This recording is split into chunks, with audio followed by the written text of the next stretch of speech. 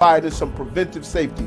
So if you come to a room like this, you can start out, I always recommend to start out in a periodic fashion so you'll be used to going through the room to look at the various items in the room. You can look in the jewelry box. A jewelry box of this nature, maybe a simple jewelry box, but if you look through it closely, you don't know what your child may be hiding.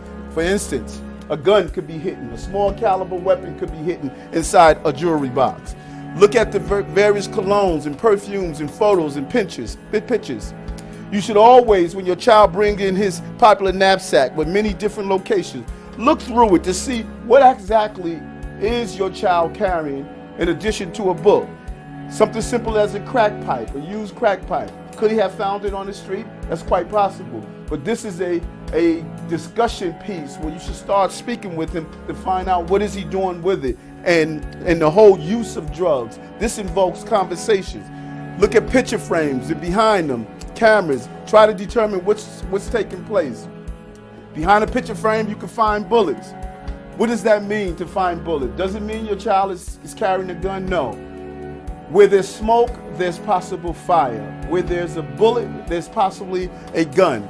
You should engage in the conversation and find out what are they doing with the item, and this empowers the parents.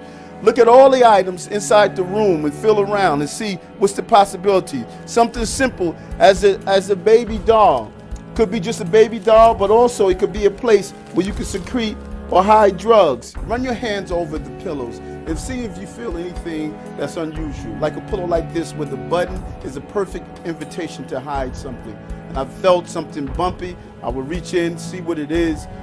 This one could be hidden inside a pillow, a gun. Maybe something that you'll think that can't be hidden there, but it can.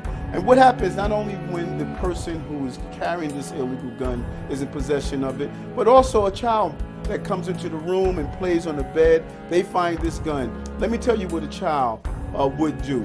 A child would take this gun, and because the trigger pull is so hard, they normally take the gun and they point it in their direction to pull down on it. So many gun accidents take place merely because the child discovers a gun in the room and believes it's a toy and they play with the gun. Just look and see what's inside your bookcases. It could be more than just books. Perfect place to hide cocaine or other illegal substance.